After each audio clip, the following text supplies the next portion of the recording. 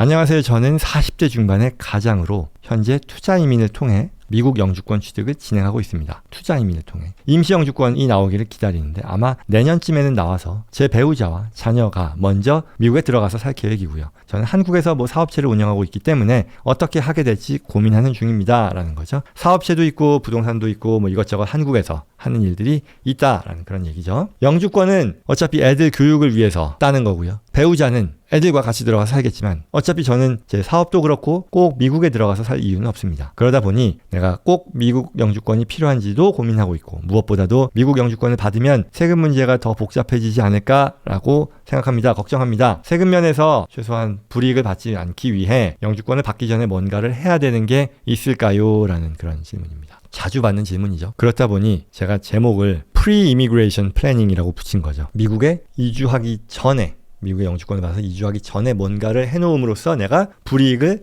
안 받는다. 또는 가장 나에게 있어서 텍스 이피션한 솔루션이 나오도록 미리 대비한다. 라는 그런 얘기인 거죠.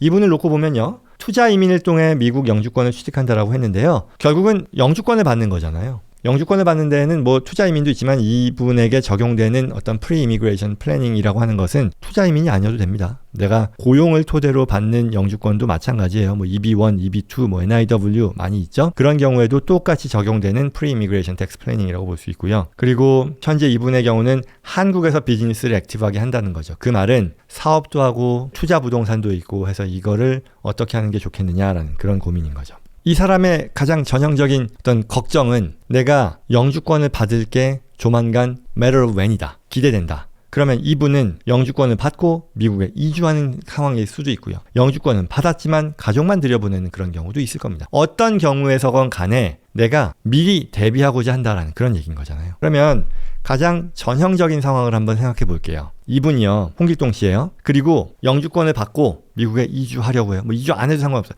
영주권자가 되려고 해요. 이주할 수도 있으니 어찌됐건 먼저 좀 대비하고 싶다는 거예요. 그런데 한국에 내가 가격이 오른 부동산을 가지고 있어요. 그럴 수 있겠죠. 투자 부동산. 이것저것 내가 갖고 있는 그런 부동산 자산이 있다라는 거죠. 그랬을 때 가격도 가격이고 그리고 지금 가격이 안 좋다, 좋다, whatever. 뭐건 간에 내가 지금 당장 이거를 팔 이유는 없다라는 거죠. 오래 전부터 내가 구입해서 가지고 있는데 가격도 많이 올라갔어요. 그렇지만 난 지금 당장 팔 생각이 없는 거예요. 팔았을 때 한국에서 부담한 양도세 여러 가지 이유가 있어요. 아무튼 안 팔아요. 근데 걱정은요. 나중에 팔면 내가 이거 미국에서 세금 낸다는데 그게 걱정인 거예요. 무슨 얘기냐면 이렇게 볼까요? 예를 들어서요. 내가 한국에서 15년 전에요. 30만 불 주고 어떤 임대부동산을 샀다고 칠게요. 상업용 무슨 상가 건물이라고 할게요. 근데요, 이분이 지금 영주권을 받아서 미국에 들어갈 때를 감안하면 그때 가격이요 100만 불이 되었다라고 칠게요. 그리고 나서 이분은 지금 당장 이 100만 불이 된 거를 팔면 영주권자가 되기 전에 또는 되고 바로 직전에 뭐건 간에 미국 사람이 아닌 상태에서는 당연히 요거를 팔면 미국에서는 과세가 안 될 거 아니에요. 그렇지만 난 지금 이거 팔 생각이 없다라는 얘기죠. 그리고 난 이제 여기 둔 상태로 미국에서 영주권자로서 이것저것을 할 가능성이 있다. 그러면 이후에 이분이 5년이 또 지났어요. 그래서 가격이 150만 불이 됐다고 칠게요. 그리고 나서 이분이 이 부동산을 팔아요. 이 부동산은 그때 팔 수는 있잖아요. 당연히. 그러면 이분이 부담하는 양도소득세라고 하는 것이 얼마를 기준으로 부담이 되냐라는 거죠. 부과가 되냐라는 거죠. 아마 우려하시는 게 뭔지 제가 짐작을 할 수 있을 텐데 우려하시는 바대로입니다. 이게 150만 불에서 판 가격에서의 원가는 30만 불로 인정받게 되는 거예요. 굉장히 안타깝죠. 법이 없어서 그래요. 굳이 우리가 따지자면 그래 내가 영주권자라고 하는 미국의 어떤 세법상 거주자가 되면 그때부터는 월드와이드 인컴 텍스다. 내가 어디에서 소득을 내건 그게 한국에 원천이 있는 소득이건 무슨 소득이건 간에 미국 정부가 과세 권한을 갖는다라는 것을 그래 법이 그렇다 하니 알겠다. 따를 게인데 그와 같은 그 얘기를 하는 이유는 내가 미국 사람이 되기 때문에 해외에서 번 소득에 대해서도 과세를 한다라는 말의 뜻은 결국 네가 미국인이기 때문에 그 자산 가치의 상승에 혜택을 본 거 아니냐. 그러니 미국인으로서 비록 딴 나라에서 있는 자산의 매각이라 하더라도 과세돼야 된다라는 그런 얘기거든요. 그게 동의하건 안 하건 그와는 별개로 그 리즈닝은 법에 있어서의 해석은 배경은 그렇다라는 거죠. 그렇다면 이렇게 얘기할 수 있잖아요. 좋아. 내가 미국 사람이 됐기 때문에 그 자산을 팔았을 때 매각에 대한 차익에 과세가 되는 건 알겠지만 적어도 내가 미국 사람이 된 시점에서의 원가, 이 1밀리언이 나의 매각에 있어서의 원가로 적어도 미국에서 과세하는 데 있어서는 그걸 기준으로 삼아야 되는 거 아니냐라고 얘기하고 싶잖아요. 근데 답은 안 된다고요. 상관없는 나의 시세 차익을 1밀리언은 원가로 인정받을 수 없냐? 안 된다고요. 아쉽게도 안 된다고요. 법이 그러니 뭐 어떡하겠어요. 그러니 이분 같은 경우는 뭔가를 함으로써 이 상황을 좀 피하고 싶다라는 거죠. 그래서 그 뭔가라는 게 있을 수 있냐라는 거죠. 다시 돌아와서 홍길동 씨가 내가 영주권을 받아서 미국으로 가는데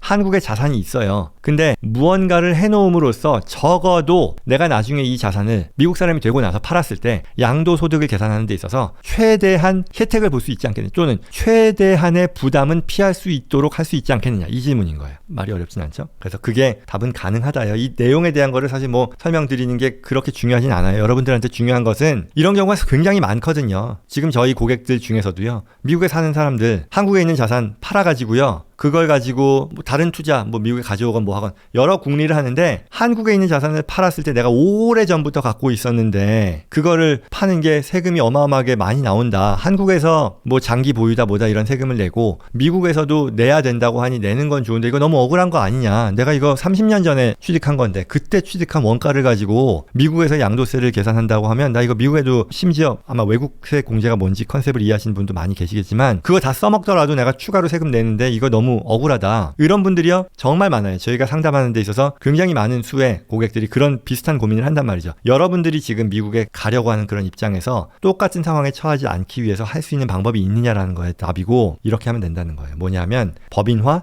플러스 체크더박스 일렉션, 이게 바로 이미그레이션 플래닝의 가장 키가 되는 컨셉 중에 하나입니다. 그래서 지금 현재 한국에 가지고 있는 그와 같은 부동산 자산을요 법인화를 하게 됩니다. 어렵지 않아요. 이거는 뭐 한국 법인에 있어서의 법인화도 가능할 것이고요, 미국 법인에 있어서의 법인화도 가능할 겁니다. 그리고 나서 법인화를 한다라는 말은 내가 직접 소유한 부동산을 직접 소유하는 대신에 내가 법인을 통해서 간접적으로 소유하는 거지만 실질적으로는 소유권의 변동은 없는 거죠. 왜? 내가 100% 소유하고 있는 법인을 통해서 부동산을 간접적으로 소유하는 거니까 팩트가 바뀌는 건 아니잖아요. 그렇게 하고 나서 미국 세법이 얘기한 체크더박스 일렉션이라고 하는 규정이 있어요. 이건 뭐냐면요, 법인 주식의 원가를 법인이 보유한 자산의 시가로 스텝업 한다라는 건데요. 말이 어려우니까 이건 무시하셔도 되고요. 간단하게는 미국 세법상 해당 부동산의 세법상의 원가를 시가로 재조정하는 과정이다라고 보면 돼요. 결국 그 말은요, 부동산 소유 법인의 주식 가치를 1밀리언으로 만드니 나중에 이 해당 부동산 또는 이 해당 부동산을 소유한 회사의 주식을 매각할 때의 원가를 미국 세법상 1밀리언으로 만들 수 있다는 얘기예요. 그래서 뭐 이거는 왜 이게 미국 세법상 스텝업 하는 것이 말하자면 30만 불에서 100만 불로 원가를 재조정하는 것이 미국에서 비과세되느냐를 얘기하는 건데요. 모르셔도 되고요. 아무튼 내가 한국에 부동산을 가지고 있는데 이걸 지금 당장 팔지 않은 상태에서 영주권은 뭐 투자이민이 아니라 다른 영주권도 다 마찬가지예요. 그렇게 해서 내가 미국에 들어갈 때 나중에 미래에 내가 이 부동산, 한국 부동산 자산을 팔 수도 있는데 팔았을 때 나오는 양도소득을 내 역사적인 원가, 내가 진짜로 취득했던 몇 십 년 전에 그 원가로 감안해서 큰 금액의 양도소득을 세금 부담하는 그런 것으로 하는 것을 피하고 최소한 내가 영주권을 받고 들어갈 때 시점의 시가로 나의 원가를 인정받아서 세금을 최소화하는 그런 게 가능하게 해주는 그런 선택이다라고 이해하시면 됩니다. 반드시 하셔야 된다는 거예요. 그래서 결국 향후에 부동산을 이분이 이와 같은 프리-이미그레이션 텍스 플래닝을 시행하고 나서 나중에 미래에 판다면 과세 대상 양도소득은요 원가를 1밀리언으로 인정받으니까요. 뭐 이 아까의 시뮬레이션에서는 1.5 마이너스 1밀리언에서 50만 불이 될 것이다. 기술적인 내용 너무 어렵지만 큰 그림은요, 미국에 이주하기 전에 진행하는 프리-이미그레이션 플래닝을 통해서 한국에 보유한 부동산 자산의 미국 세법상 원가, 나중에 양도할 경우를 대비해서 이주 시점, 영주권을 받고 이주하는 시점의 시가로 스텝업 하게 된다. 따라서 나중에 해당 부동산을 매각할 때 양도세를 절감하는데 활용할 수 있다. 반드시 하셔야 된다예요. 반드시. 양도차익이 안 했으면 1.5에서 역사적인 내 구입 원가니까 120만 불에 대해서 세금을 내는 것이고, 플래닝을 하고 나면 50만 불에 대해서만 세금을 내는 거니까 훨씬 더 유리해지는 거죠. 꼭 하셔야 된다입니다. 다음 시간에는 이 프리-이미그레이션에 대한 것, 프리-이미그레이션 플래닝의 두 번째, 세 번째에 대한 것도 이어서 논의를 할게요. 사실 이 내용이 뭐 예전에 다루었던 영상이긴 한데 뭐 1년이 좀 더 됐어요. 그리고 당시에 주목받지 못해서 꼭 한번 다시 다뤄보고 싶었던 그런 내용이었습니다.